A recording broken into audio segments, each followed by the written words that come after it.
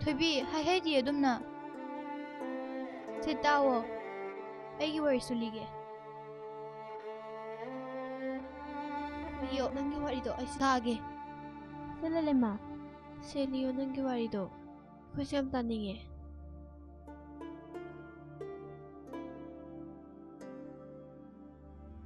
Nirage, taro aigi wari su.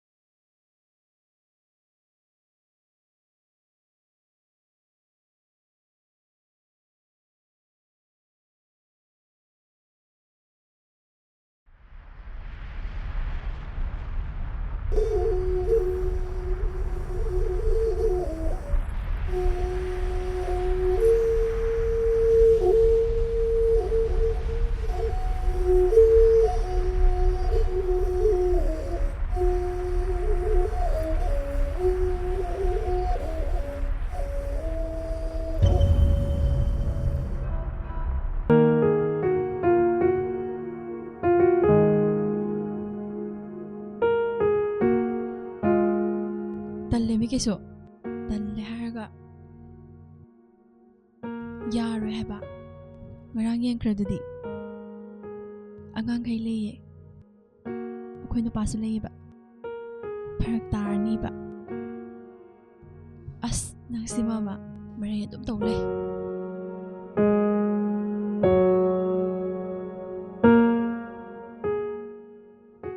aina heba indradi nupi ma thok koi jani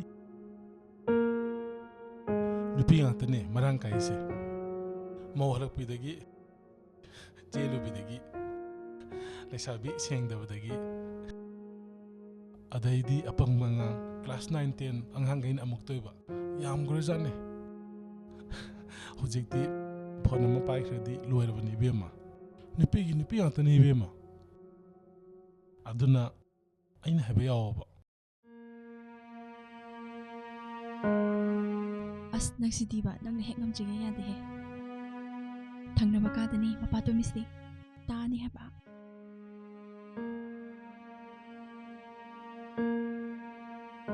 nang walking hala ba as walking hala dine kolik to pheng tur to imung mangon ga dolo salamo school theng ki ni ba cha ising do thong to amo aduga school chalo masidi imasi hakchang kya ngamde masidi hogala ro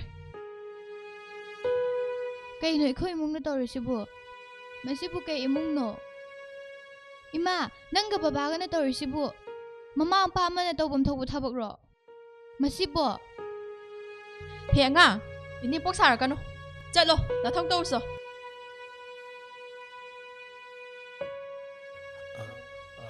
Thamage ngak le ga muk toroke. Hayeng unagadaba ko. Thame. Masih mamam sa ani siya ay tawge ba ay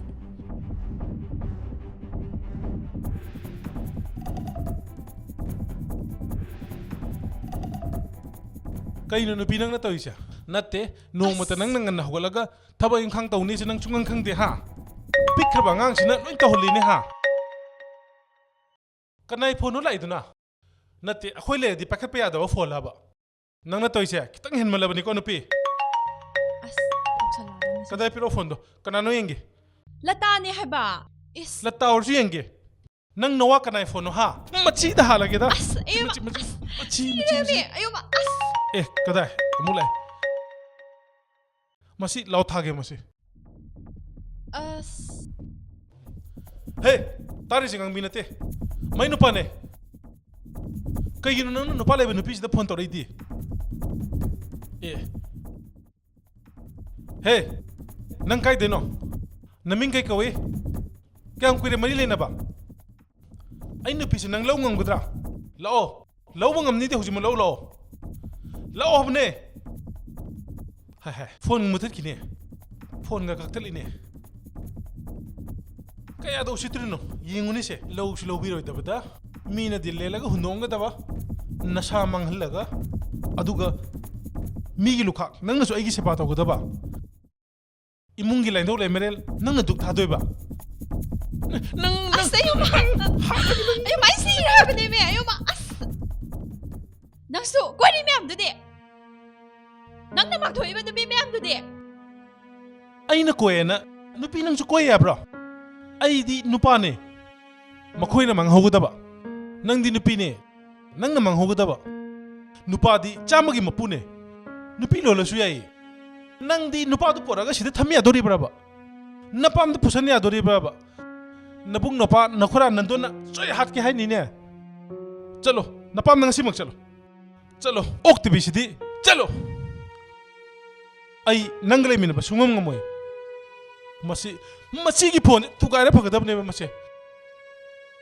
masi phone je aina thugari phone je kya dia me ha message kaya ama phara banatra phone to naram badagi ta dana kaya mo phare masi gum je torano na kaya mo hai banatra na onda nang napam da kaya yore nang ha lanjare na adum loksan bi banatro sa si yengaga ai de thabak subam de lei hage ai yum da sungan halaroi daw ga yaroi nang le minaraga ai chakot pa sung ngamoye na thong ba chakado ai chunga saning de nang aina halapad yum zile mun haisni nang napam cha hoko yum de le mun ko ai de thabak subam de lei hage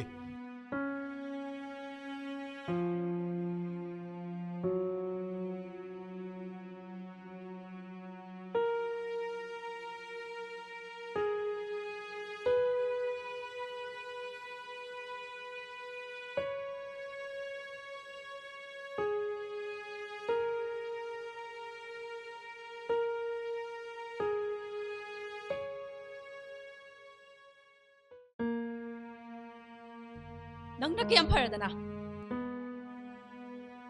nangbu yum amagi yumburam bene habada matik jabra hotel dagi nupiga leminar badagi kiyam phare phone da natai jadaba photo meyam phare message juko jadaba meyam apsu phare aiga nanga ngausadaba sibu kanana hange haba nupi jelaga lotkhibadagi kya wahale lesabi jelubagi case tawraktana sel kyam lawkhre puraga pirure hoji bawba sengba ngamjre pudharaga leire migi nupa leireba nupi koirubagi nupana puraga tharakpana ko ngai ma aduga aingondaga su ngang sari ne yum hek paloppadagi jahi tranga se nangna ko khalai nupi myam se nupi koi ganu hek hairaga na aingonda phubaga otpaga naibaga nupi su mana koiba naibasu aingonda naiba ipamda mana phumandana kyam chalabane maduda dinangsu nungaibre yengena tawbane aisu dilele matha samandana aingonda phaukiba nungaitabado nagonda su phauhange haidana na thoida prok chahange khalle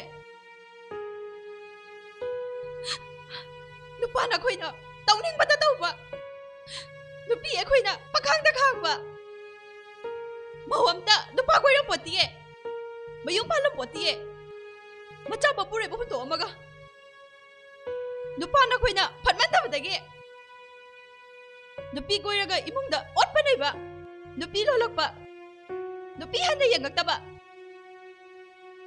nacha handa yengaktaba sigumba kya sidagi ne mau kaya amane phalaktribane magi nupada singnarakpa ngaktane laman khumakpa base nupana khoina thoon ngaktane ima nakhoi na dum tawnarabadi piklibana cha khoidi kamdawni imana wakhal tabra tada ipana wakhal tabra tada amana fatrasu amadi fawo na cha khoigi dama fattab lambi da hidanar kai kandino maduda mangjadu sima akhoi mung khakdane na cha khoi ne hi nyam sabi napada haiso nangna namai ngoda dangangi nang Napadadi ngangabdene. Ima makharomgi imanabi chawbi hoigi yumsu. Mapadu yam ngaksaneye. Yuda thakleye. Nupisu lollaga khalaktre. Adubu mamana makhoi damo honeye. Awanglomgi ayingbigi mamasu. Nupa mayam koinaraga mayum pankre. Adubu mapana makhoi damag lepe. Ima papa na fatchasu ima di fawo. Nacha khoi damag lepiyo.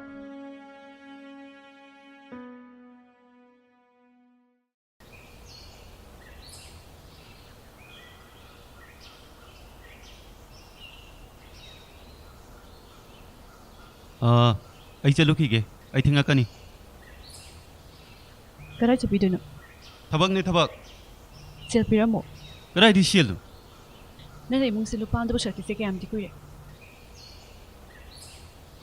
Nungam baga chakti thong daba yade ba. Ayo ken dangi chak sin bada ai di waye ba. Nangi hala aga amun pachaban na wara moye. Nupi na khogi na thongni do. Thong badu budi ithong ni khangi. Unaba machak top pusalak paduna ne nangi na thok. Thabak suri di lepte ne. Seduna kai thamge. Maduna pidu da koi ganu se yade ba. Doi thadara lai re ba sel di. Hey, chalam ta sidane. Wayong ngang kano. Che thadalaktana ba. Se tharo se. Muchi. Hello, ai se hello se. Nana ai phuri se kayam di yame. Nana nupi ko raga ingon sum nei se ka gino. Hi, kai tong nari amo. Ima mana ser per mu yade. Mana emung sida lupa anda basati se yame ko ye. Hi kanta, nang isa ora su ya ning de ko. Ash. Mi gi masa sin na chumme. Imau sin na loi na hona zari bane. Lekai mamang sida ikai hai ba ise. Nang se nupi ko hadana wa lang nari ba. Numidang khudingi a lampak ta. Phone wari adom sana duna lai hai ba se. Ai pam de madugum bado. Ai pam de ko. Nupi do koirura di ne. Lai ge mo hairak tori ba. Laudra gana ne sel mayam piyo hai dori ba. Lauredana masa mu yaurani nate leiri be shu mayam si phawa phajana hona bangamdri haiba aine nupi lon bagine mama kaido oijaning de nupi lon ba pam de ko imo hal khainaba awum pol koi thang na baga do ai yam pam jade Kuma simane. Chalam da sidane. Kuido don chagot ningre. Ay dane. Hanjaloi da. is tawre jengo mase masi ko wakhal sung ta de man tok ja saise wakhal ta do nupa sing se isa oirasu micha oirasu in thok na nusi kidraba nupa phataba sing sibu kanana warak tori bano hai imo bema inim na loin khangi kaimte he khalunu imo sidi isa phataba sauba ngaiba iwa phataba siba ngaiba haibaduni la imung sanga ka ne na thau toro la ko hai noi bu kana lagi ne ngangbi ibo coba Asi la ene. Ine la iro. hey noi tha ma matam tha ge ai nayum se tha do ka chakidau ni kaya di kuire lupa la ama se sahi manga helabani sendoi ju amatta hundre nangin pana migi machala sabi ama chelu bagi kes tawroktana jil changdoi tawbada ikhong se pairaga ne ine aigi nupagi punsidadi kallu haidana pugi banatro aduga pugraga ne noini hena chawre aine hairisini tha ma matam thari masidane paisa singba ngamdraga ne nayumse thado chakhdaba lal hore isa khai loina mak takine hanakti lan dani haisini ai khangde ko ma matam thai jini ai sale ko As! Nungare. Nupa aphabagi nupi orubani na ne. Ay naga ne, puro basel orati ne, ingakse, kake haini ba? Moigi mama mapasagay na tayo na. Nupa makoy na patabatabak taurubay din ne. Nupi ako yaw na adum hon namin na ba diba? As, ay di kang da, ay di sida ni da.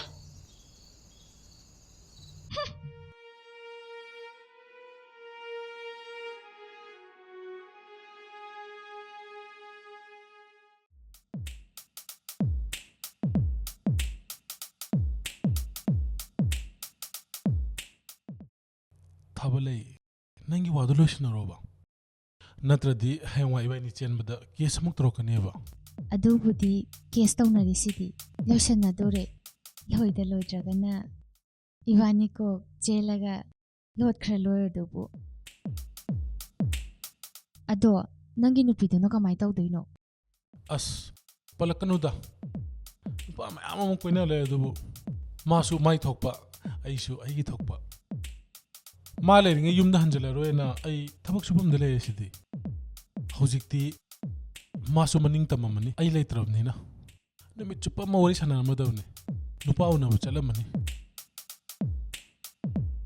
ꯑꯁ ꯀꯣꯛ ꯆꯦꯟꯈ꯭ꯔꯒꯦꯗꯤ ꯃꯗꯨ ꯅꯨꯄꯤꯗꯨꯁꯨ ꯅꯨꯄꯥꯗꯤ ꯀꯣꯏꯔꯤꯗꯤ ꯑꯝꯇꯣꯏꯕ ꯁꯪꯁꯥꯔꯁꯤꯗ ꯂꯩ ꯃꯈꯩ ꯂꯣꯏ ꯀꯣꯏꯁꯜꯂꯤ ꯆꯦꯟꯕꯗꯤ ꯁꯨꯡꯆꯦꯟ ꯍꯦꯛ ꯆꯦꯟꯗꯦꯕ ꯑꯁ ꯀꯅꯥꯅꯕꯨ ꯂꯧꯕꯤꯗꯣꯏꯅꯣ ꯇꯣꯛꯊꯣꯛꯀꯦ ꯗꯤꯜꯂꯦꯟꯒꯦꯅ ꯀꯣꯏꯔꯤꯅꯤ ꯑꯁ ꯁꯦ ꯀꯥꯟꯅꯗꯦꯁꯦ ꯑꯁ ꯃꯥꯏ ꯋꯥꯔꯤ ꯄꯜꯂꯛꯀꯅꯨ ꯈꯣꯏꯗꯧ ꯁꯥꯎꯅꯤꯡꯉꯤ ꯑꯗꯨꯏ ꯁꯔꯨꯛꯄꯨꯗꯤ ꯑꯩꯅ ꯍꯥꯏꯕ ꯌꯥꯎꯕ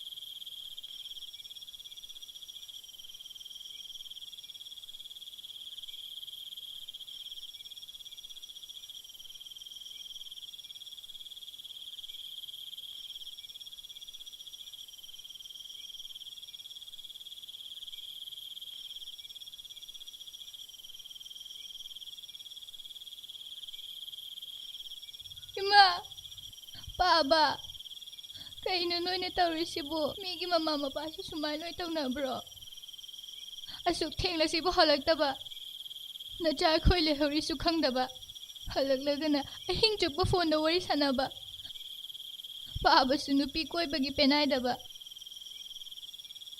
ꯑꯩꯈꯣꯏꯒꯤ ꯂꯥꯏꯔꯤꯛ ꯂꯥꯏꯁꯨꯒꯤꯁꯨ ꯀꯩꯁꯨ ꯈꯟꯗꯕ ꯑꯩꯅ ꯍꯦꯛ ꯋꯥꯈꯜ ꯇꯥꯔꯛꯄꯗꯒꯤ ꯄꯤꯁꯛ ꯄꯤꯛꯂꯤꯉꯩꯗꯒꯤ ꯅꯈꯣꯏꯅ ꯑꯩꯈꯣꯏꯒꯤ ꯃꯤꯠꯇ ꯎꯍꯟꯕꯤꯔꯤꯁꯤꯕꯨ ꯀꯩꯅꯣ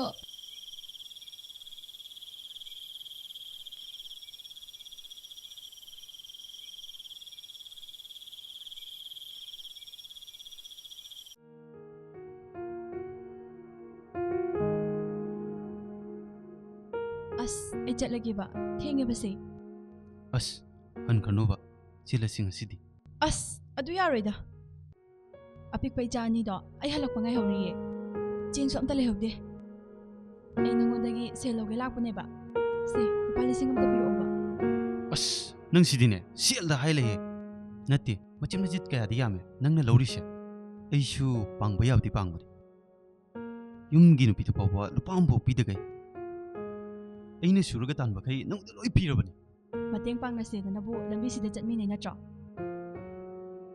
ꯅꯠꯇꯦ ꯑꯗꯣ ꯅꯪꯒꯤ ꯅꯨꯄꯥꯗꯨꯕꯨ ꯍꯜꯂꯛꯈꯤꯔꯣꯏꯗ꯭ꯔꯣ ꯑꯁ ꯈꯪꯗꯦ ꯄꯥꯎꯒ ꯑꯃꯠꯇ ꯐꯥꯎꯅꯗꯦ ꯃꯥꯅ ꯃꯥꯒꯤ ꯊꯣꯛꯄꯅꯦ ꯁꯣꯛꯍꯠꯅꯦ ꯍꯜꯂꯛꯇ꯭ꯔꯗꯤ ꯐꯅꯤ ꯃꯥ ꯂꯩꯔꯒꯅꯦ ꯈꯠꯅꯕꯒ ꯆꯩꯅꯕꯒ ꯃꯁꯛꯇꯣ ꯁꯨꯛꯌꯦꯡ ꯍꯦꯛ ꯌꯦꯡꯅꯤꯡꯗꯦ ꯃꯆꯥ 2 ꯂꯩꯍꯧꯔꯤ ꯃꯥꯏ ꯅꯨꯄꯤ ꯂꯩꯍꯧꯔꯤꯒꯁꯦ ꯀꯩꯝ ꯈꯟꯄꯣꯠꯇꯦ ꯀꯩ ꯆꯥꯔꯝꯅꯤ ꯀꯩ ꯊꯛꯑꯝꯅꯤꯒꯁꯦ ꯀꯩꯝ ꯈꯜꯂꯝꯃꯣꯏꯕ ꯁꯨꯃꯥꯏꯅꯅꯦ ꯍꯨꯟꯗꯣꯛꯇꯅꯅꯦ ꯆꯍꯤ 30ꯁꯦ ꯑꯩꯅꯅꯦ ꯌꯨꯝ ꯄꯨꯔ ꯂꯥꯛꯑꯕꯅꯤ ꯑꯩꯁꯨ ꯑꯩꯒꯤ ꯏꯄꯨꯔꯣꯏꯕꯁꯦ ꯏꯁꯣꯔꯃꯛꯅꯤ ꯈꯜꯂꯝꯃꯤꯕꯅꯤ ꯏꯆꯥꯒꯤ ꯏꯄꯨꯔꯣꯏꯕꯒꯤ ꯍꯣꯠꯅꯗꯨꯅꯇ ꯂꯥꯛꯏꯕꯅꯤ ꯑꯩ ꯁꯨꯃꯥꯏꯅ ꯇꯧꯔꯛꯀꯅꯤ ꯍꯥꯏꯕꯁꯦ ꯑꯩ ꯃꯪꯗꯕꯨ ꯁꯨꯝ ꯃꯪꯗꯦ ꯌꯨꯝ ꯄꯥꯟꯕꯒꯤ ꯁꯦꯟ ꯊꯨꯝꯒꯤ ꯃꯊꯥꯒꯤ ꯑꯁ ꯃꯥꯅ ꯅꯨꯄꯤ ꯀꯣꯏꯔꯒ ꯆꯦꯜꯂꯒ ꯂꯣꯠꯈꯤꯕꯒꯤ ꯀꯦꯁ ꯇꯧꯔꯒ ꯁꯦꯜ ꯂꯧꯈꯤꯕꯒꯤ ꯑꯩꯁꯨ ꯈꯪꯗ꯭ꯔꯦ ꯃꯊꯥ ꯃꯌꯥꯝꯁꯦ ꯑꯩꯁꯨ ꯄꯣꯊꯥꯐꯝ ꯊꯤꯔꯛꯏꯅꯦ ꯑꯩꯕꯨ ꯅꯨꯡꯁꯤꯕꯤꯕ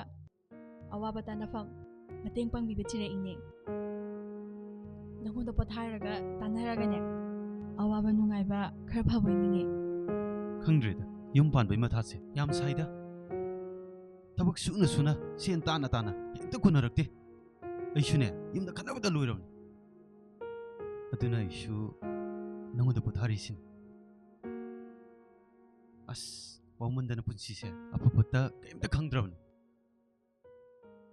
ꯑꯗꯣ ꯅꯣꯏ ꯅꯨꯄꯥꯗꯣ ꯍꯜꯂꯣꯏꯗꯣꯏ ꯑꯣꯏꯔꯒꯗꯤ ꯑꯩ ꯑꯍꯤꯡꯗ ꯂꯥꯛꯀꯦꯕ ꯅꯣꯡꯉꯥꯜꯂꯝꯗꯥꯏꯗ ꯍꯟꯈꯤꯒꯦꯕ ꯑꯁ ꯌꯥꯔꯣꯏꯕ ꯂꯩꯀꯥꯏꯗꯒꯅꯦ ꯎꯖꯥ ꯃꯦꯂꯥ ꯁꯥꯅꯤ ꯂꯥꯛꯀꯅꯨ ꯑꯁ ꯃꯝꯃꯤ ꯆꯠꯂꯁꯦꯕ ꯁꯦ ꯁꯦꯜꯗꯣ ꯄꯤꯔꯛꯑꯣ ꯍꯥꯏꯕ ꯍꯣꯏꯗ ꯄꯤꯔꯒꯦ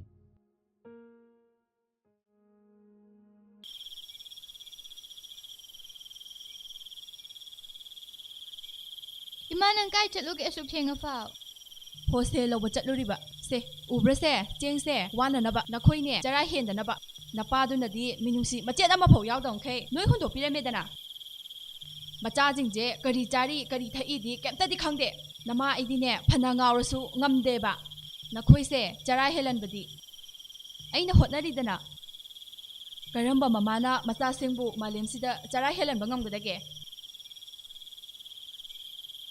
ꯍꯨꯔꯥꯟꯒꯦꯔꯥ ꯂꯥꯛꯀꯦꯔꯥ ꯏꯁꯥꯒꯤ ꯁꯥꯗꯣꯡꯁꯦ ꯌꯣꯟꯒꯦꯔꯥ ꯏꯆꯥꯗꯤꯅꯦ ꯆꯔꯥ ꯍꯦꯜꯍꯟꯗꯦꯕ ꯂꯥꯛꯑꯣ ꯂꯥꯛꯑꯣ ꯆꯥꯛ ꯊꯣꯡꯅꯕ ꯇꯧꯔꯁꯤ ꯂꯥꯛꯑꯣ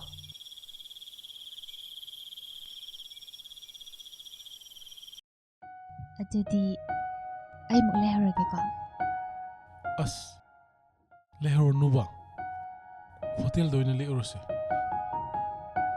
ꯑꯁ ꯌꯥꯔꯣꯏꯍꯦ ꯃꯤ ꯅꯍꯥꯟꯒꯩ ꯑꯗꯨꯝ ꯂꯦꯛꯃꯤꯟꯅꯩꯗꯨꯗꯤ ꯏꯃꯥꯗꯣ ꯃꯁꯥ ꯀꯟꯅ ꯉꯝꯗꯦꯕ ꯌꯥꯔꯣꯏꯕ ꯑꯁ ꯑꯩꯗꯤ ꯅꯪ ꯂꯩꯍꯧꯅꯤ ꯈꯟꯕꯗ ꯇꯜꯂꯦ ꯍꯣ ꯈꯔ ꯂꯩꯔꯒ ꯅꯅꯥꯛꯇ ꯂꯦꯡꯗꯅ ꯂꯩꯗꯧꯔꯁꯤꯗꯤ ꯁꯦ ꯁꯥꯎꯔꯅꯨꯕ ꯑꯩ ꯂꯩꯍꯧꯔꯒꯦꯀꯣ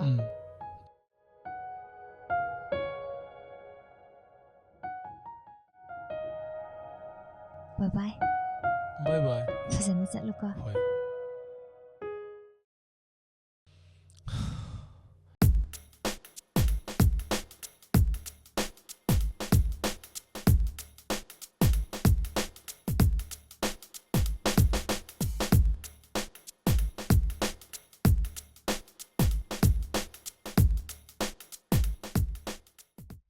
ꯑꯁ ꯊꯣꯛꯂꯛꯇ꯭ꯔꯤꯅꯦ ꯍꯧꯖꯤꯛ ꯐꯥꯎꯕ ꯃꯁꯤꯒꯤ ꯀ꯭ꯂꯥꯁ 9ꯒꯤ ꯅꯨꯄꯤ ꯃꯆꯥꯁꯤꯅ ꯃꯔꯣꯟ ꯑꯃ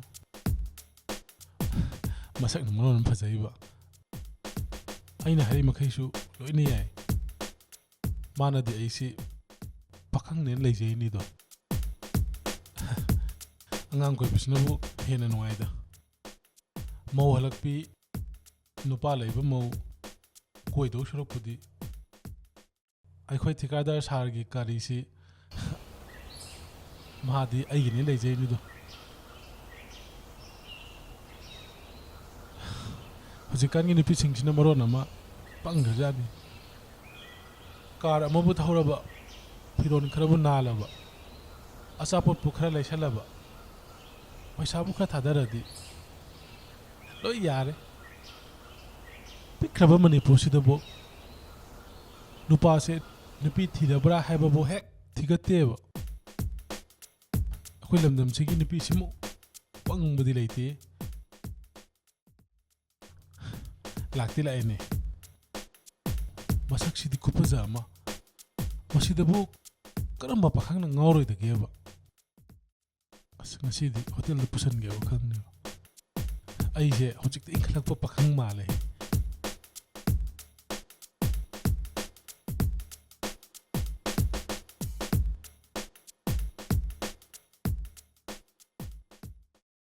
ꯇꯥꯃꯣ ꯁꯥꯎ ꯌꯥꯗꯦꯀꯣ ꯊꯣꯛꯂꯛ ꯌꯥꯗ ꯇꯧꯕꯅꯦ ꯄꯥꯕꯨꯡ ꯂꯩꯕ ꯑꯗꯨꯗ ꯃꯥ ꯆꯠꯈꯤꯕ ꯉꯥꯏꯕ ꯌꯥꯏꯗ ꯌꯥꯏꯗ ꯅꯪꯒꯤ ꯅꯁꯛꯁꯦ ꯍꯦꯛ ꯎꯕꯗ ꯉꯁꯥꯏꯗꯒꯤ ꯋꯥꯅ ꯉꯥꯏꯕꯒꯤ ꯑꯋꯥꯕꯒꯁꯦ ꯂꯣꯏ ꯀꯥꯎꯈ꯭ꯔꯦ ꯑꯗꯣ ꯀꯥꯏ ꯆꯠꯁꯦꯕ ꯑꯃ ꯍꯦꯛꯇ ꯌꯥꯏꯗ ꯇꯥꯃꯣꯅ ꯄꯨꯕ ꯃꯐꯝꯗꯣ ꯑꯩꯁꯨ ꯌꯥꯔꯦ ꯑꯗꯨ ꯑꯣꯏꯇꯥꯔꯗꯤ ꯍꯣꯇꯦꯜ ꯀ꯭ꯂꯥꯁꯤꯛꯇ ꯑꯣꯏꯅ ꯆꯠꯂꯁꯤꯔꯣ ꯄꯥꯈꯪ ꯑꯔꯤꯕꯁꯤꯗꯤ ꯂꯥꯛꯑꯣ ꯑꯗꯨꯗꯤ ꯆꯠꯂꯁꯤ ꯂꯥꯛꯑꯣ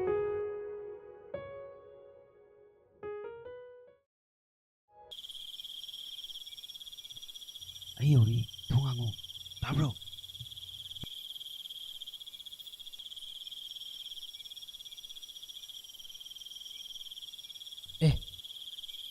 ꯑꯍꯤꯡꯁꯤꯗꯕꯨ ꯅꯨꯄꯥ ꯑꯃ ꯆꯪꯈ꯭ꯔꯦꯅꯦ ꯈꯪꯅꯤꯗꯅ ꯅꯪ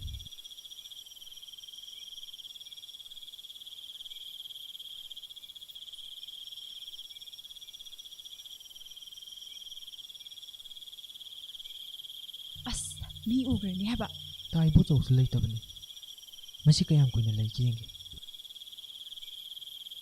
ꯂꯥꯛꯑꯣ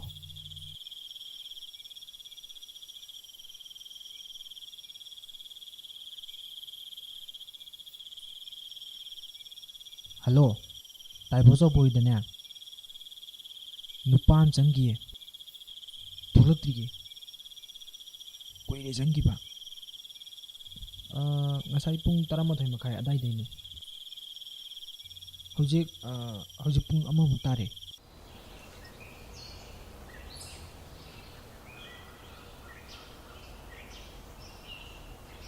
ꯃꯥꯅ ꯑꯍꯤꯡ ꯍꯜꯂꯛꯇ꯭ꯔꯤꯁꯦ ꯀꯗꯥꯏꯗꯅꯣ ꯃꯥꯅ ꯆꯠꯂꯤꯁꯦ ꯑꯉꯥꯡꯁꯨ ꯅꯥꯔꯤꯕꯅꯦꯕ ꯏꯃꯨꯡꯁꯤꯗ ꯂꯨꯄꯥ ꯑꯝꯇ ꯄꯨꯁꯜꯂꯛꯄ ꯅꯠꯇꯦ ꯁꯦꯜ ꯄꯨꯝꯅꯃꯛ ꯑꯐꯥꯎꯕꯤꯗ ꯂꯣꯏ ꯊꯥꯗꯔꯒ ꯂꯩꯔꯦ ꯑꯩꯅ ꯐꯣꯟ ꯇꯧꯔꯒ ꯀꯌꯥꯔꯛ ꯍꯥꯏꯔꯕꯅꯦꯕ ꯑꯗꯨꯝ ꯀꯣꯏꯅꯩꯌꯦꯕ ꯍꯟꯗꯛꯇꯤ ꯑꯩꯒꯤ ꯏꯕꯨꯡ ꯈꯪꯍꯟꯒꯦꯕ 이문 가래가 타박 떠오기봐 누기 누피도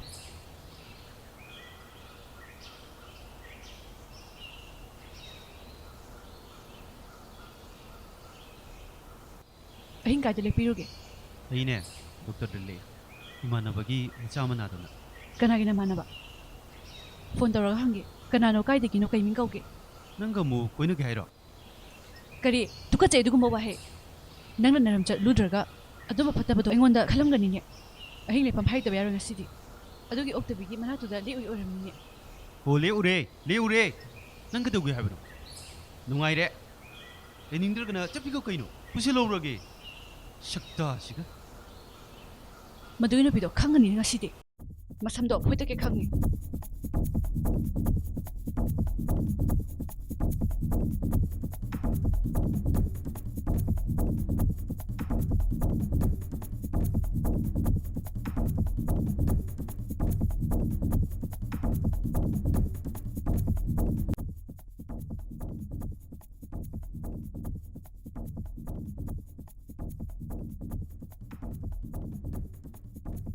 ꯅꯪ ꯈꯪꯅꯤꯕ ꯉꯁꯤꯗꯤ ꯍꯦ ꯑꯐꯥꯎꯕꯤ ꯅꯪ ꯇꯧꯏꯁꯤ ꯀꯩꯅꯣ ꯑꯦ ꯀꯅꯥꯅꯣ ꯁꯤꯅ ꯑꯃꯨꯛ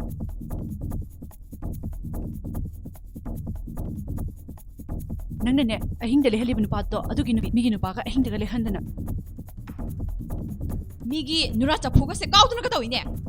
ꯅꯪꯗ ꯅꯁꯝ ꯐꯣꯏꯒꯦꯅ ꯂꯥꯛꯏꯅꯦ ꯑꯩꯅ ꯂꯥꯛꯏꯁꯦ 아스. ꯈꯪꯕ꯭ꯔꯥ ꯅꯪ ꯑꯩꯁꯦ ꯀꯅꯥꯅꯣ ꯈꯪꯕ꯭ꯔꯥ ꯅꯪ 아스. 미기 누pa ꯑꯍꯤꯡꯗ 아이고. ꯂꯦꯛꯍꯟꯕ ꯅꯪ ꯈꯪꯕ꯭ꯔꯥ ꯅꯪ 내가 씨래미 아스. ꯈꯪꯕ꯭ꯔꯥ ꯅꯪ ꯑꯩꯁꯦ ꯀꯅꯥꯅꯣ ꯈꯪꯕ꯭ꯔꯥ ꯅꯪ ꯅꯨꯡꯉꯥꯏꯕ꯭ꯔꯥ ꯌꯦꯡꯉꯣ ꯈꯪꯕ꯭ꯔꯥ ꯌꯦꯡꯉꯣ ꯅꯪꯅ ꯑꯍꯤꯡ ꯂꯦꯛꯍꯜꯂꯤꯗꯣ ꯁꯦꯜ ꯀꯌꯥꯝ ꯐꯪꯒꯦ ꯌꯨꯝꯗꯅ ꯆꯔꯥ ꯍꯦꯜꯂꯦ ꯁꯦꯜ ꯂꯨꯄꯥ ꯑꯝꯇ ꯄꯨꯁꯜꯂꯛꯇ꯭ꯔꯦ 해. 나와도 하나 와로. 강가봐. 마늘 락자버네. ꯑꯩꯒꯤ ꯅꯨꯄꯥꯗꯨꯕꯨ ꯑꯩꯅ ꯐꯨꯔꯒ ꯋꯥꯔꯛꯄ ꯌꯥꯕ꯭ꯔꯣ 아이디네. 야자다버네. 난게 누빠네네. 강가봐. ꯅꯨꯄꯤꯗꯤꯅꯦ ꯅꯨꯄꯤꯒꯤ ꯑꯋꯥꯕ ꯈꯪꯒꯗꯕꯅꯦ ꯅꯨꯄꯤ ꯑꯩꯈꯣꯏꯅ ꯌꯥꯔꯣꯏꯁꯦ ꯃꯤꯒꯤ ꯅꯨꯄꯥ ꯀꯣꯏꯔꯣꯏꯁꯦ ꯃꯤꯒꯤ ꯏꯃꯨꯡ ꯊꯨꯒꯥꯏꯔꯣꯏꯁꯦ ꯅꯪꯒꯤ ꯅꯆꯥ ꯊꯥꯛꯄ ꯉꯝꯅꯕ ꯍꯣꯠꯅꯕꯗ ꯑꯩꯒꯤ ꯏꯆꯥ ꯆꯔꯥ ꯍꯦꯜꯂꯦ ꯅꯪꯒꯤ ꯅꯨꯄꯥ ꯄꯨꯊꯣꯔꯛ ꯋꯥ ꯉꯥꯡꯅꯒꯦ ꯃꯇꯨ ꯃꯆꯥ ꯋꯥꯔꯛꯅꯤ ꯈꯪꯗꯕ ꯃꯥꯅꯁꯨ ꯌꯥꯔꯒ ꯊꯥꯗꯣꯛꯏꯔꯣ ꯍꯟꯗꯛ ꯑꯍꯤꯡ ꯍꯜꯂꯛꯇ꯭ꯔꯤꯁꯦ ꯌꯥꯝ ꯀꯨꯏꯔꯦ ꯃꯥ ꯀꯩꯗꯧꯔꯒ ꯂꯩꯒꯦꯕ ꯅꯪ ꯑꯩꯅ ꯑꯔꯣꯏꯕ ꯑꯣꯏꯅ ꯍꯥꯏꯔꯤꯁꯤꯅꯤ ꯃꯈꯥ ꯇꯥꯕ ꯁꯨꯝ ꯂꯣꯏꯅꯔꯗꯤ ꯅꯪ ꯑꯩꯅ ꯀꯩꯗꯧꯔꯛꯀꯦ ꯌꯦꯡꯉꯣ ꯈꯪꯅꯤꯕ ꯅꯪ ꯌꯦꯡꯉꯣꯕ ꯅꯪ 아스. 그야다 똥거 미누 영문에. 미게 매염시다가 라가 성거 보이드나. 낭나도 많이 떠올드네. 아이네네. 레슨 무슨거매. 아이 찐바 먹디 찐디다나 남기뇨 빠드다. 고이나바 칵다네바. 아이수네. 이짜생기 칼라가 윤반게디 칸데바. 아속 오시다바. 낭나 숨 henjala adine. 낭부네 카이나 한 무슨거매. 아이네 레슨 무슨거매바. 한내 영한 저 순간에 강리바랑 아이너까지 올게요.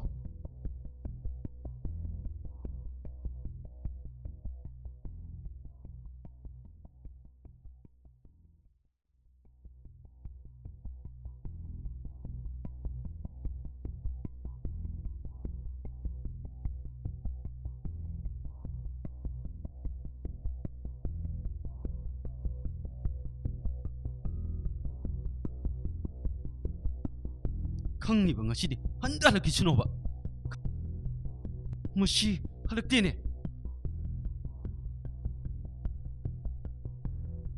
ꯑꯣ ꯍꯟꯗꯦ ꯍꯜꯂꯛꯑꯦꯗꯅ ꯑꯣ ꯂꯥꯛꯑꯣ ꯅꯪ ꯉꯁꯤꯗꯤ ꯈꯪꯅꯤꯕ ꯅꯪ ꯅꯠꯇꯦ ꯅꯪꯅ ꯃꯤꯒꯤ ꯃꯌꯨꯝꯗ ꯆꯠꯂꯨꯔꯒ ꯀꯔꯤ ꯑꯐꯥꯎ ꯁꯔꯣꯏꯅꯣꯕ ꯄꯥꯎꯁꯦ ꯏꯊꯨꯟ ꯊꯨꯅ ꯌꯧꯔꯝꯃꯦꯗ ꯍꯣ ꯐꯨꯗꯔꯝꯃꯕꯅꯦ ꯏꯈꯨꯠꯄꯦꯟꯅ ꯑꯣ ꯑꯗꯨꯗꯤ ꯅꯪ ꯑꯃꯨꯛ ꯑꯩꯅ ꯐꯨꯗꯕ ꯇꯥꯔꯦꯗꯅ ꯈꯪꯕ꯭ꯔꯥ ꯅꯪ ꯍꯥ ꯈꯪꯕ꯭ꯔꯥ ꯅꯪ ꯍꯥ ꯈꯪꯕ꯭ꯔꯥ ꯂꯝꯍꯦꯟ ꯁꯥꯔꯗꯅ ꯅꯨꯄꯤꯗꯨꯒꯤꯗꯃꯛꯇ ꯑꯩꯉꯣꯟꯗ ꯈꯨꯠ ꯊꯥꯔꯕꯅꯤꯅꯦ ꯑꯩꯅ ꯂꯥꯟꯕꯒꯤ ꯐꯨꯕ ꯑꯣꯏꯔꯕꯗꯤ ꯑꯩ ꯌꯥꯒꯦ ꯏꯄꯨꯔꯣꯏꯕꯅ ꯋꯥꯔꯛꯄꯅꯤ ꯈꯟꯒꯦ ꯑꯩꯅꯁꯨ ꯂꯥꯟꯗ꯭ꯔꯒ ꯅꯪꯅ ꯎꯗ꯭ꯔꯒ ꯑꯩꯉꯣꯟꯗ ꯐꯨꯕ ꯑꯩ ꯌꯥꯝ ꯄꯦꯟꯗꯦ ꯅꯪꯅꯦ ꯌꯨꯝ ꯁꯤꯗ ꯂꯩꯒꯦ ꯍꯥꯏ ꯇꯥꯔꯗꯤꯅꯦ ꯑꯩꯅ ꯇꯧ ꯊꯕꯛꯇꯅꯦ ꯋꯥ ꯉꯥꯡꯗꯕ ꯇꯕ ꯅꯄꯥꯝꯗ ꯁꯤ ꯂꯩꯐꯝ ꯂꯩꯔꯣꯏꯅꯦ ꯏꯕꯨꯡ ꯏꯄꯥꯁꯨ ꯃꯥꯒꯤ ꯁꯨꯔꯒ ꯋꯥꯅ ꯍꯤꯡꯉꯤꯌꯦ ꯏꯃꯥ ꯏꯄꯥꯁꯨ ꯑꯝꯇ ꯂꯩꯈꯤꯗ꯭ꯔꯦ ꯃꯧꯁꯤꯡꯗꯨꯒꯤ ꯃꯔꯛꯇ ꯌꯦꯁꯟꯅꯤꯡꯗ ꯇꯧꯕꯅꯦ ꯉꯁꯤꯁꯨ ꯂꯦꯛꯎꯒꯦ ꯌꯦꯟ ꯑꯆꯧꯕ ꯑꯃ ꯄꯨꯔꯒ ꯆꯠꯃꯤꯟꯅꯔꯨꯒꯦ ꯃꯈꯨꯠ ꯃꯛꯅ ꯊꯣꯡꯍꯜꯂꯒ ꯆꯥꯔꯨꯒꯦ ꯑꯣ ꯆꯥꯔꯨꯁꯨ ꯌꯨꯝꯗꯅ ꯆꯔꯥ ꯍꯦꯜꯂꯦ ꯃꯤꯒꯤ ꯃꯇꯨ ꯃꯆꯥ ꯊꯥꯛꯑꯣ ꯏꯃꯨꯡꯒꯤꯅ ꯍꯟ ꯑꯝꯇ ꯌꯦꯡꯉꯨꯅꯣ ꯏꯆꯥ ꯑꯅꯤ ꯀꯥꯏꯅꯕꯁꯨ ꯉꯝꯃꯣꯏꯌꯦ ꯏꯄꯥꯝꯗꯁꯨ ꯅꯨꯄꯤ ꯑꯩꯈꯣꯏꯒꯤ ꯂꯩꯐꯝ ꯂꯩꯇꯦ ꯏꯄꯨꯔꯣꯏꯕꯒꯤ ꯌꯨꯝꯗꯁꯨ ꯂꯩꯇꯦ ꯑꯩꯈꯣꯏꯒꯤ ꯌꯨꯝ ꯑꯁꯦꯡꯕꯁꯦ ꯀꯗꯥꯏꯗꯅꯣ ꯁꯨꯝ ꯈꯪꯕꯁꯤꯗ ꯅꯣꯏ ꯅꯥꯎ ꯆꯥꯎꯔꯦ ꯑꯩꯈꯣꯏꯒꯤ ꯂꯩꯐꯝ ꯄꯤꯌꯣ ꯏꯄꯥꯡꯒꯅ ꯁꯨꯔꯒ ꯆꯥꯖꯒꯦ nupa ngangnadana ichagidamta hinjage isa handa tabhaw noina mado haina howniye isagi panganana suraga chajage mina tinsit palam chatto aiti chatloye lamchat naidaba naidabi noigi lilase yengba ngamdre mit nare tukache lamchat naidaba singje to yungune chalageda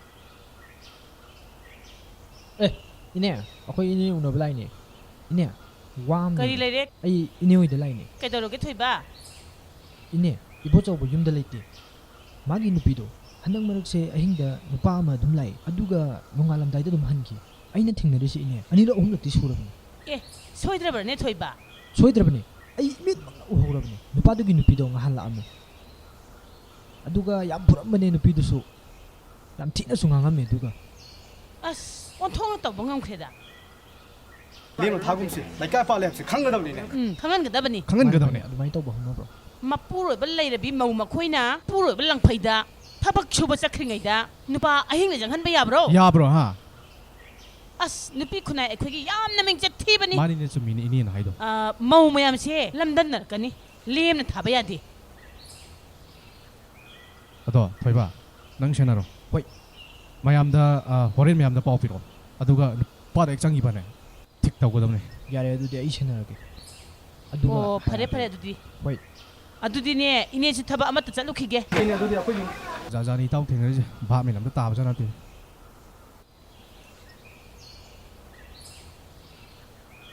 hello langanbi hairo taye pakhang nate ba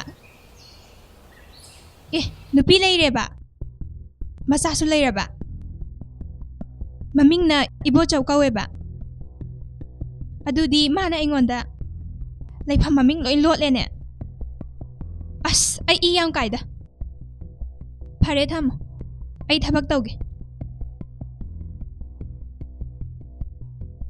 kaya da mi usitriba mayum chatlaga lan tawruge khangni bama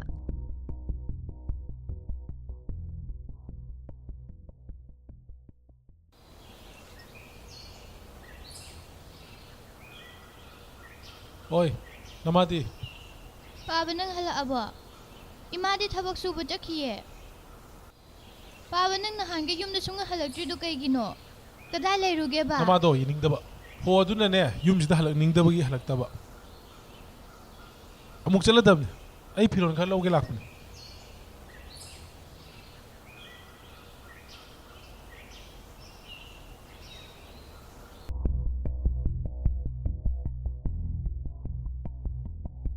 Hema jangkhon bi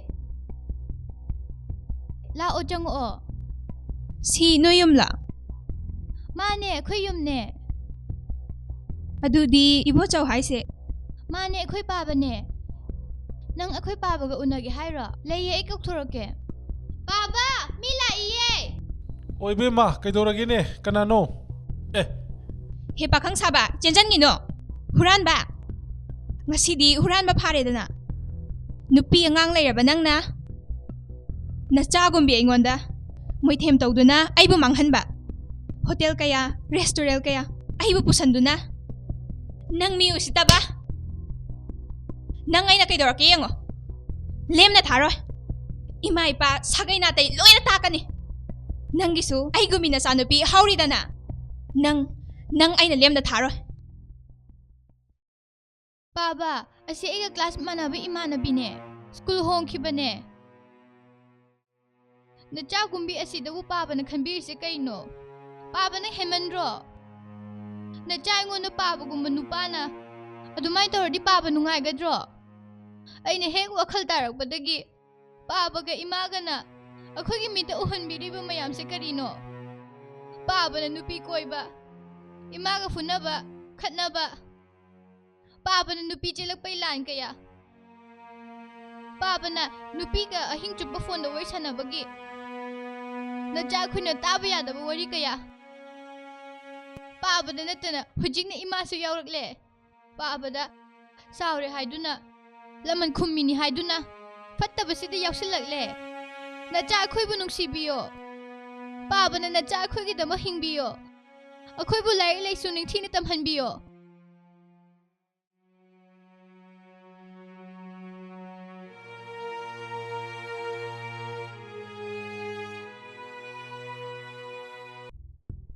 Lakpa matungdi oiram nang tikse.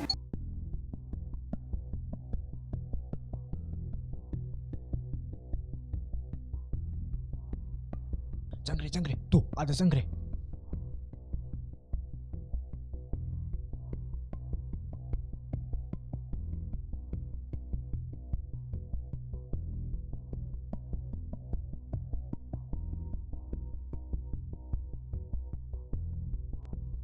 Ini oi ko se.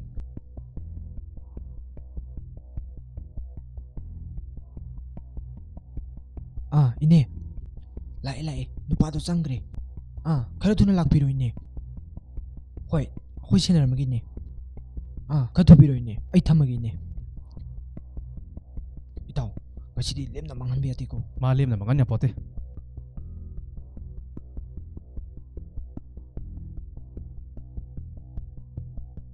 Ngasidi khainaba ma.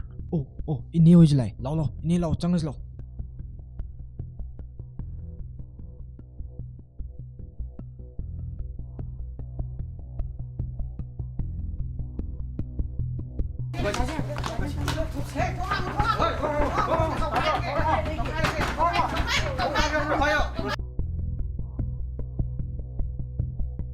Mẹ lùi đây nè. Hay lao thốt lao he. Nghe, ai soi kre ba. Cái núi mềm thì chúa, sao anh làm thế? Anh muốn nó tụng cho nó.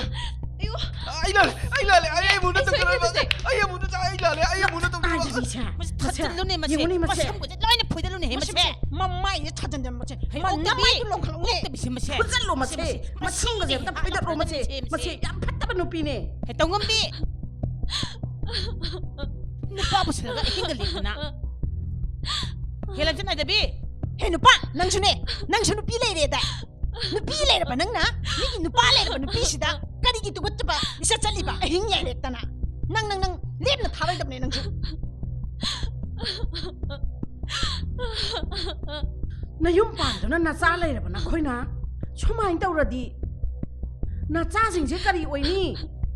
Na machasinggi khalun he manghal le noina na machasing je na machasing gi mamit tane uhal loi daba mama uhal le na cha ni je ko laga leiba yadro makhoi su leina nupa ma pusalaga ahing le an ba kaya na tonga mino yengu ne lai kai gi mo ge loi lam na ni he se na sa jinuk shida ha na sa jinuk shido se na cha je ko laga tumba yadro na cha je nuk sidro se ma khoi su leina nupa ma pusalaga tuminari sibo lai kai je loina chen dharani ne mau mayam je loina lamdam narak pata ren he hey nupa nang ne nupi ji pura jakro Nanga nupisiga leiminna mabani ne. Mai nupana su lau yararoi. Aikoi lekai na sune thamba yaroi. Mapam da su changhalaroi. Nang na pura chakitaba.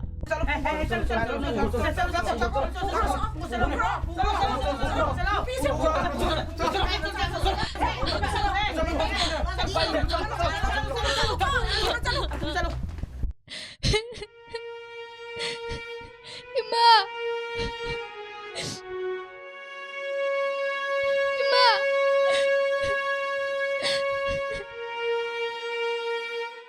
Hai, khang ni laki sanu. Is masa mawa su leibi. Kaya da ngami ba no ne. Lakta laki sanu. Moi khara na sumain tawraga. Mawai khoi se loina mik sa thira bane. Moi dongna loin tawraboi ningi mi kudimak se. Loina mak moi dong tawraboi ningi heba. Magi nupa na pau hazana drabane. Masam do lakta na phoige khang ni.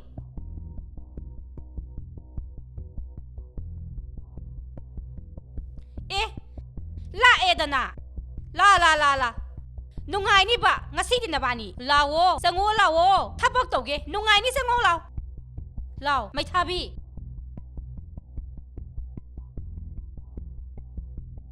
Ngasi di khangani. Na samdo khudang ge laga haige. Ai kanano khangan ge ba. Khangbra nang, khangbra. Ai gi sanupa. Nang sune. Nangumudine, sumjisina okadabane. Aina hana si thokani haiba natro. Haziti kay sare. Nangi nupi leina nacha leina. Atoppa nupi kaiba porakpa. Nupi ase launi hairabadi ne. Yum sida leiba yaroi. No yani ki leiba noite. Isu imaugi damaktadi ai leiri. Punsigi pampom se tingdori bani. Ai gi emung sidadi ne maulon ba sungya yaroi. Madudi ne bisa ngamdaba. Ahal naman pa daw imong dataw ka daw ni. Salo, nasaksingdo yeningde. He, nasagdo to ka sa ini. Ako'y dine duk thamay ka tunan ne. Ichay purbagi thawon daw na lairi bane. Yam seng na hingjari ba. Nanggumbi matong hutabi nati. Nanggumbi di. Ikay sige. Nupa lairi ka nupa ko ina ba. Masi. Nabani hausi bukay daw eh. Ay nasakaro habadi satsakwa na. Sakro habadi sakro dalo. Yengingge nasaksingdo. Ay wala sa chakrage. Ay imong sida yalaroy. Ay yam kanta haudre. Ay yam nalankre. Ay imong kairo baso. Nakoy gidi. Tusi sana na lepiyo. Ay natong sama na. Ay napang sama na. Ay di. Ipuroy bagi yung naso chang bayada. Ichakon baso yada. Ipam naso chang panghamda. Ay ki ipuroy baso kayana. Mapam kangda na chachakrage. Nupa na ngauro badi. Mayum na chang badum ya. Hanjin niya. Sagay na lakay na intokte. Nupi ama chelo yarso. Nupi ama pusalaso. Numang lemit na mo ya. Mahong na nupa ama na chelo badi. Nupa ngang naro badi. Ako'y gikunaya sina taram na okte. Nupa ama na chelo raga. Chepi na louraga. Mami na louraga. Yung nandiyan ba yate? Nupi ako'y nalimang jaba. Nupa ka man ba yate? Ay nasig na rumagi. Pang jaba mahine. Ay namaramoy raga. Ako'y ngayop sa kay nahaning de. Maray magtihaw raba. Ay kiijaan nito. Ako'y kinasasig na diyo de. Ay dyan lagi. Ay makatama ng sini. Nang kinachasingga. Nang nupiga. ꯅꯨꯡꯁꯤꯖꯅꯅ ꯋꯥꯈꯜ ꯇꯥꯕ ꯅꯨꯄꯥ ꯑꯃ ꯑꯣꯏꯅ ꯌꯨꯝ ꯄꯥꯜꯂꯛꯎꯀꯣ ꯑꯩ ꯆꯠꯂꯒꯦ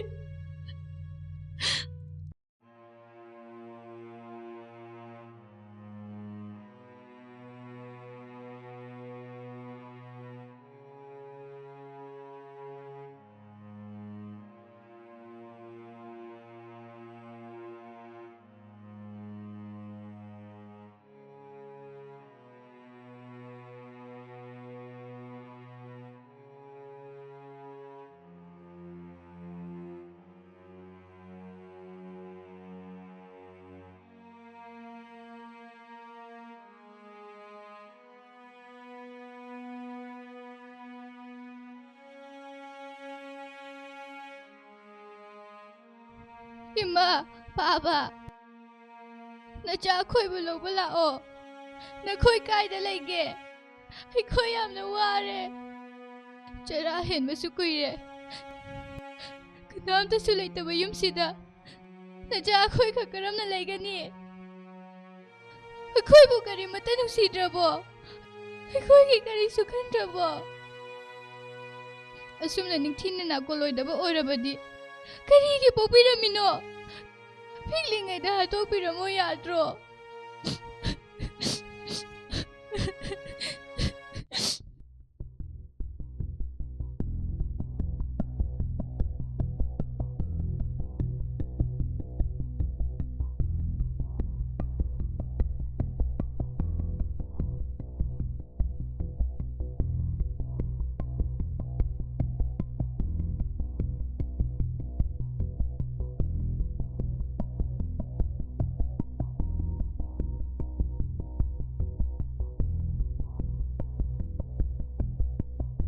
Haima.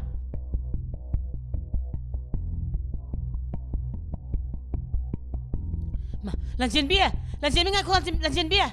Nang dai ka jeno lanjin bia.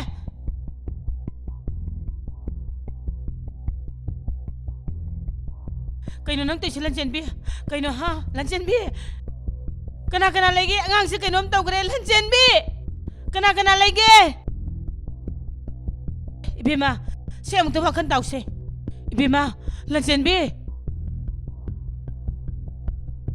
Ibima, nang kadawrage se, nami se mta pangu se. Ho noi bu kana lagi ni hai. Angang se kaino matau kre. Kaino to jide. Ini kadawrage. Lanjin bi kadawrage ni nang bo. Thori se mta logdu se. Ibima. Ising imung da ising da kalok se. Ising dom ta logbi ro. Lanjin bi nang wakan tarabo. Lanjin bi se wakan darabo yengoi lanjin bi se wakan darabo se wakan darabo yung se wakan darabo kasi tau darabo hawgalo waran se ngaktang potharuro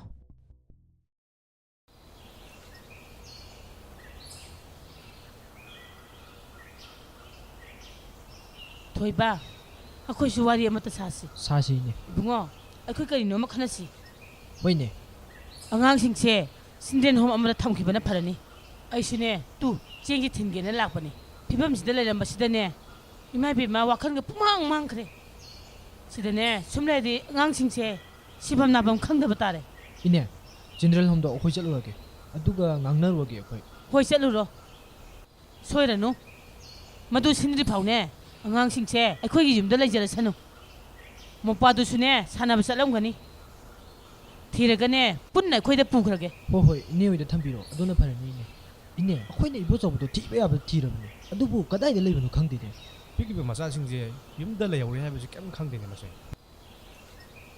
ꯅꯨꯄꯤꯕꯨꯗꯤ ꯆꯪꯉꯛꯄꯁꯨ ꯌꯥꯔꯔꯣꯏ ꯅꯨꯄꯥ ꯑꯃꯗꯤ ꯃꯆꯥꯁꯤ ꯂꯩꯔꯤꯕꯅꯤ ꯃꯆꯥꯁꯤꯡꯁꯤ ꯀꯣꯜꯂꯒ ꯂꯩꯕ ꯌꯥꯏꯑꯕ ꯑꯩꯅ ꯍꯥꯏꯕꯗꯤ ꯑꯗꯣ ꯑꯩꯅ ꯄꯥꯎ ꯑꯃ ꯇꯥꯕꯗꯤ ꯃꯧꯂꯛꯄꯤ ꯑꯃ ꯂꯧꯔꯒ ꯑꯥꯁꯤꯡꯗ ꯂꯩ ꯍꯥꯏꯅꯦ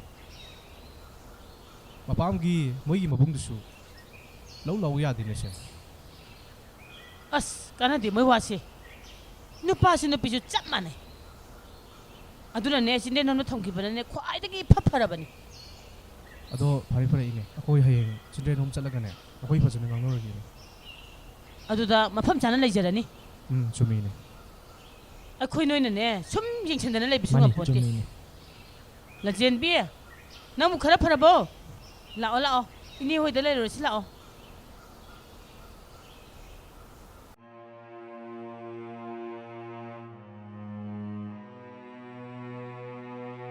ꯃꯌꯥꯝ ꯂꯦꯡꯕꯤꯔꯛꯏꯁꯦ ꯀꯔꯤ ꯃꯦꯗꯥꯝ ꯑꯝꯇ ꯎꯅꯖꯒꯦ ꯑꯩꯈꯣꯏ ꯑꯉꯥꯡ ꯊꯤꯟꯕ ꯂꯥꯛꯆꯕꯅꯦ ꯃꯦꯗꯥꯝꯗꯤ ꯆꯠꯊꯣꯛꯈ꯭ꯔꯦ ꯉꯁꯥꯏꯗꯤ ꯉꯥꯏꯔꯝꯕꯅꯦ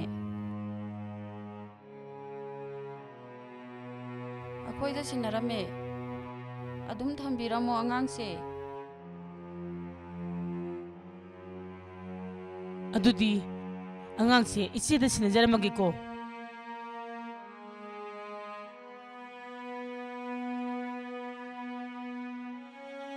ꯑꯉꯥꯡꯁꯤꯡꯁꯨ ꯇꯨꯏꯁꯟ ꯂꯣꯏꯅ ꯇꯧꯅꯔꯤꯌꯦ ꯃꯣꯏ ꯍꯜꯂꯛꯑꯒ ꯑꯗꯨꯝ ꯂꯩꯃꯤꯟꯅꯍꯜꯂꯒꯦ ꯑꯗꯨꯗꯤ ꯂꯟꯆꯦꯟꯕꯤ ꯑꯩꯈꯣꯏ ꯆꯠꯂꯒꯦꯀꯣ ꯂꯟꯆꯦꯟꯕꯤ ꯀꯩꯝꯇ ꯈꯟꯒꯅꯨꯀꯣ ꯂꯟꯆꯦꯟꯕꯤ ꯁꯦ ꯁꯤꯗꯅꯦ ꯒ꯭ꯌꯥꯟ ꯇꯥꯅ ꯐꯖꯅ ꯑꯗꯨꯝ ꯂꯩꯌꯨꯀꯣ ꯅꯄꯥ ꯍꯦꯛ ꯂꯥꯛꯄꯒꯅꯦ ꯑꯩꯈꯣꯏ ꯅꯄꯥꯒꯅꯦ ꯅꯪꯕꯨ ꯂꯧꯕ ꯂꯥꯛꯀꯦꯀꯣ ꯑꯗꯨꯗꯤ ꯂꯟꯆꯦꯟꯕꯤ ꯑꯩꯈꯣꯏ ꯑꯃꯨꯛ ꯆꯠꯂꯒꯦꯀꯣ ꯑꯗꯨꯗꯤꯅꯦ ꯑꯩꯈꯣꯏ ꯑꯃꯨꯛ ꯆꯠꯆꯔꯒꯦ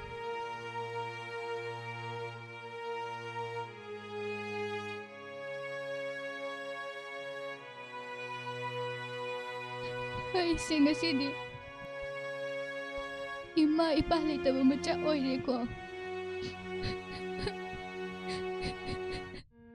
ꯏꯕꯥꯅꯤꯅ ꯆꯦꯜꯂꯕꯅꯦꯅ ꯚꯔꯥꯁꯤꯗ ꯂꯩꯔꯛꯏꯁꯦ ꯊꯥ 4-5ꯗꯤ ꯁꯨꯔꯦ ꯅꯌꯨꯝꯗꯁꯨ ꯄꯨꯁꯟꯕꯁꯨ ꯅꯠꯇꯦ ꯌꯨꯝꯗꯨꯗꯁꯨ ꯍꯥꯏꯗꯣꯛꯄ ꯑꯝꯇ ꯆꯠꯄꯤꯌꯨ ꯍꯥꯏꯕꯁꯨ ꯌꯥꯗꯕ ꯑꯩꯈꯣꯏ ꯑꯍꯜꯈꯩꯗꯣ ꯁꯥꯎꯕꯗ ꯂꯣꯏꯔꯕꯅꯤ ꯃꯣꯍꯂꯛꯄꯤ ꯆꯦꯟꯕꯗꯨꯕꯨ ꯀꯅꯥꯅ ꯄꯥꯎ ꯍꯥꯏꯗꯣꯛꯅꯒꯦ ꯂꯩꯁꯥꯕꯤ ꯆꯦꯟꯕꯗꯕꯨ ꯆꯠꯅꯕꯩ ꯋꯥꯅꯤ ꯌꯨꯝ ꯏꯪꯈꯣꯜꯒꯅꯦ ꯄꯩꯁా ꯄꯨꯔꯨꯕꯒꯤ ꯃꯤꯅ ꯂꯣꯏ ꯂꯧꯈ꯭ꯔꯦ ꯑꯝꯇ ꯂꯩꯇ꯭ꯔꯦ ꯑꯩꯒꯤ ꯅꯨꯄꯤꯗꯨꯁꯨ ꯀꯩꯅꯥ ꯀꯠꯈ꯭ꯔꯦꯗꯅ ꯅꯨꯄꯥ ꯑꯃꯗ ꯑꯗꯨꯒ ꯅꯨꯄꯥꯗꯨꯁꯨ ꯂꯩꯇꯦ ꯃꯄꯥꯝꯗꯁꯨ ꯂꯩꯇꯦ ꯍꯥꯏ ꯁꯤꯈ꯭ꯔꯕ ꯆꯪꯈ꯭ꯔꯕ ꯈꯪꯗꯦ ꯌꯨꯝꯗꯒ ꯄꯨꯟꯁꯤꯒꯤ ꯍꯜꯂꯔꯣꯏ ꯑꯩ ꯏꯆꯥꯈꯩꯗꯨꯁꯨ ꯆꯤꯜꯗ꯭ꯔꯦꯟ ꯍꯣꯝꯗ ꯊꯝꯈ꯭ꯔꯦ ꯂꯩꯀꯥꯏ ꯀ꯭ꯂꯕ ꯃꯩꯔꯥ ꯄꯥꯏꯕꯤꯅ ꯁꯤꯜꯂꯒ ꯑꯩꯒꯤꯁꯨ ꯏꯃꯥ ꯏꯄꯥ ꯏꯆꯤꯜ ꯏꯅꯥꯎ ꯑꯝꯇ ꯂꯩꯇꯦꯗꯣ ꯃꯣꯏ ꯃꯄꯥꯝꯒꯤꯁꯨ ꯃꯕꯨꯡ ꯑꯃꯈꯛ ꯂꯩꯕꯅꯤ ꯑꯗꯨꯁꯨ ꯆꯪꯅꯗꯕ ꯀꯨꯏꯔꯦ ꯑꯩ ꯐꯠꯇꯦꯅ ꯃꯥꯁꯨ ꯌꯥꯝ ꯋꯥꯕꯅꯤ ꯑꯉꯥꯡ ꯑꯅꯤꯗꯣ ꯂꯧ ꯂꯥꯎꯅ ꯀꯧꯕꯗ ꯌꯣꯛꯄ ꯉꯝꯃꯣꯏꯅ ꯂꯥꯛꯇꯦ ꯏꯆꯥꯕꯨ ꯌꯣꯛꯄ ꯉꯝꯗꯦꯅ ꯍꯥꯏꯔꯛꯑꯦ ꯑꯩꯒꯤꯁꯨꯅꯦ ꯏꯆꯥ ꯑꯅꯤꯗꯣ ꯏꯃꯥ ꯍꯣꯏꯅ ꯍꯣꯠꯅꯍꯧꯔꯤꯕꯅꯤ ꯃꯧꯈꯩꯅꯁꯨ ꯂꯩꯍꯟꯅꯤꯡꯗꯕꯗ ꯂꯣꯏꯔꯕꯅꯤ ꯃꯄꯥꯁꯨ ꯅꯨꯄꯤ ꯑꯃ ꯊꯤꯔꯒ ꯃꯄꯥꯟ ꯂꯝꯗ ꯂꯩꯈ꯭ꯔꯦꯗꯅ ꯀꯨꯏꯔꯦ ꯃꯥꯁꯨ ꯍꯜꯂꯛꯇꯕ ꯃꯆꯥꯈꯩꯅꯦꯅ ꯉꯁꯤꯐꯥꯎ ꯍꯟꯅ ꯌꯦꯡꯉꯛꯄ꯭ꯔꯣ ꯑꯩꯁꯨ ꯁꯣꯐꯝ ꯅꯣꯝꯐꯝ ꯀꯔꯤ ꯂꯩꯔꯤꯒꯦ ꯏꯆꯥ ꯑꯅꯤꯁꯦ ꯍꯣꯠꯅꯕ ꯉꯝꯗ꯭ꯔꯦ ꯅꯪꯗꯤ ꯀꯥꯔ ꯊꯧꯏ ꯊꯤꯀꯥ ꯇꯧꯏ ꯈꯔ ꯅꯨꯡꯉꯥꯏꯅ ꯂꯩꯔꯛꯄꯅꯦ ꯑꯩꯗꯤ ꯏꯪꯈꯣꯜ ꯑꯃ ꯂꯩꯍꯟꯒꯦ ꯑꯗꯨꯒ ꯌꯨꯝ ꯁꯥꯍꯜꯂꯒ ꯏꯆꯥ ꯑꯅꯤꯗꯨꯒ ꯅꯨꯡꯉꯥꯏꯅ ꯂꯩꯔꯒꯦ ꯀꯥꯏꯅꯒ ꯈꯜꯂꯒ ꯂꯥꯛꯏ ꯑꯗꯨꯒ ꯅꯆꯥꯗꯨꯐꯥꯎ ꯁꯦꯝꯕ ꯉꯝꯗꯕ ꯏꯕꯦꯝꯃ ꯅꯆꯥꯗꯤ ꯍꯥꯏꯔꯨꯅꯨ ꯅꯪꯕꯨꯛ ꯊꯥꯛꯄ ꯉꯝꯃꯣꯏ ꯀꯌꯥꯝ ꯀꯨꯏꯅ ꯂꯩꯃꯤꯟꯅꯗꯣꯏꯅꯣ ꯈꯪꯗꯦꯕꯅꯤ ꯑꯩꯁꯨ ꯏꯆꯥ ꯑꯅꯤꯅ ꯆꯤꯜꯗ꯭ꯔꯦꯟ ꯍꯣꯝꯗ ꯂꯩꯈꯤꯕꯗꯒꯤ ꯌꯥꯝ ꯅꯨꯡꯉꯥꯏꯇ꯭ꯔꯦ ꯅꯨꯄꯤ ꯀꯣꯏꯔꯒ ꯁꯦꯜ ꯃꯥꯡꯍꯟꯕꯁꯦ ꯑꯩꯁꯨ ꯄꯥꯝꯗ꯭ꯔꯦ ꯄꯩꯁా ꯀꯟꯅ ꯇꯥꯜꯂꯒ ꯏꯆꯥ ꯑꯅꯤꯗꯣ ꯍꯣꯝꯗꯒꯤ ꯂꯧꯔꯒ ꯂꯩꯃꯤꯟꯅꯈ꯭ꯔꯒꯦꯅ ꯈꯜꯂꯦ ꯑꯗꯨꯒ ꯅꯪꯁꯨ ꯏꯆꯥ ꯑꯅꯤꯒꯤꯗꯃꯛ ꯃꯃꯥ ꯑꯣꯏꯅ ꯂꯩꯒꯦꯅ ꯍꯥꯏꯕ ꯇꯥꯔꯕꯗꯤ ꯑꯗꯨꯝ ꯂꯩꯃꯤꯟꯅꯕ ꯌꯥꯏ ꯑꯗꯨꯒ ꯅꯪꯒꯤ ꯅꯆꯥ ꯑꯅꯤ ꯄꯨꯔꯛꯄꯒꯤ ꯋꯥꯗꯤ ꯂꯩꯇ꯭ꯔꯦ ꯑꯗꯨꯛ ꯂꯩꯇꯕ ꯂꯥꯏꯔꯕ ꯅꯪꯅ ꯑꯩꯕꯨ ꯄꯩꯁꯥ ꯄꯥꯏꯕ ꯁꯥꯔꯒ ꯀꯩꯗꯧꯕꯒꯤ ꯂꯧꯕꯤꯔꯤꯅꯣ ꯑꯦ ꯅꯣꯏꯗꯤ ꯑꯗꯨ ꯍꯥꯏꯔꯣꯗꯤ ꯀꯥꯏꯗꯩ ꯂꯩꯕꯤꯔꯛꯇꯣꯏꯕ ꯅꯪꯅ ꯄꯥꯝꯃꯤꯁꯤꯗꯤ ꯑꯩ ꯑꯣꯏꯔꯝꯗ꯭ꯔꯦꯅꯦ ꯄꯩꯁꯥ ꯑꯣꯏꯔꯝꯃꯦꯅꯦ ꯅꯠꯇꯗꯤ ꯀꯩꯅꯣ ꯃꯧ ꯍꯜꯂꯛꯄꯤ ꯏꯆꯥ ꯂꯩꯔꯕꯤ ꯑꯩꯈꯣꯏꯅ ꯅꯨꯄꯥ ꯀꯣꯏꯔꯤꯁꯤꯕꯨ icha yok ngamnaba natradi khangde aidi yum sa ngamoidaba oradi tha ahum mari nangna ai lobibagi bifam topa sel piramo aine icha yok ogane nungaina leja horagi maraldi leitana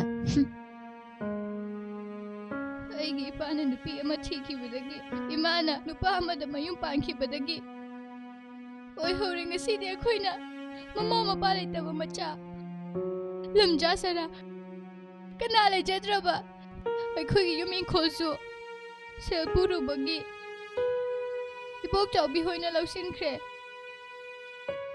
ima ipa animagi paw amta suta khidre aikhoi bu thiba lakhidre pikliba macha aikhoida uhaloidaba kaya uhalle minsida adum uduna leire akiba fauduna leire leikaina aikhoibu sinbiraga homsida ibuana nupa macha ngakta leiba homda thambikre masini aigi wari suk ngangoina no kheduna ima ipagi tampakta nungaina legadaba khoina ningba kaina awawa punsigi thodok singbu ningsingduna hingling asisu punsi se akhoi chen songduna yumda ising iman bisinga nungaina hingninge homsida kana leijadabagum yum leitabagum leibase nungairamgani khanbra ꯑꯩꯈꯣꯏꯒꯤ Iran ꯀꯔꯤꯅꯣ ꯑꯁꯨꯛ ꯊꯤꯕ ꯃꯄꯣꯛꯁꯤꯗ ꯄꯣꯛꯑꯝꯒꯗꯣꯏ ꯁꯔꯨꯛ ꯄꯣꯛꯄꯤꯔꯝꯗꯕꯅ ꯍꯦꯟꯅ ꯐꯩꯌꯦ ꯃꯃꯥ ꯃꯄꯥ ꯑꯣꯏꯕ ꯅꯈꯣꯏꯅ ꯁꯣꯏꯕꯗ ꯅꯈꯣꯏꯅ ꯋꯥꯈꯜ ꯇꯥꯗꯕꯗ ꯄꯤꯛꯂꯤꯕ ꯅꯆꯥ ꯑꯩꯈꯣꯏꯒꯤ ꯂꯥꯏꯕꯛꯁꯦ ꯀꯔꯤ ꯑꯣꯏꯒꯅꯤ ꯍꯥꯏꯕꯁꯦ ꯈꯟꯊꯗ꯭ꯔꯤꯕ ꯀꯔꯤꯒꯤꯅꯣ ꯅꯈꯣꯏꯅ ꯉꯁꯤꯗꯤ ꯅꯈꯣꯏꯅ ꯐꯠꯇꯕꯅ Oihanbire Eikhoibu yum leitaba mama mapa leitaba macha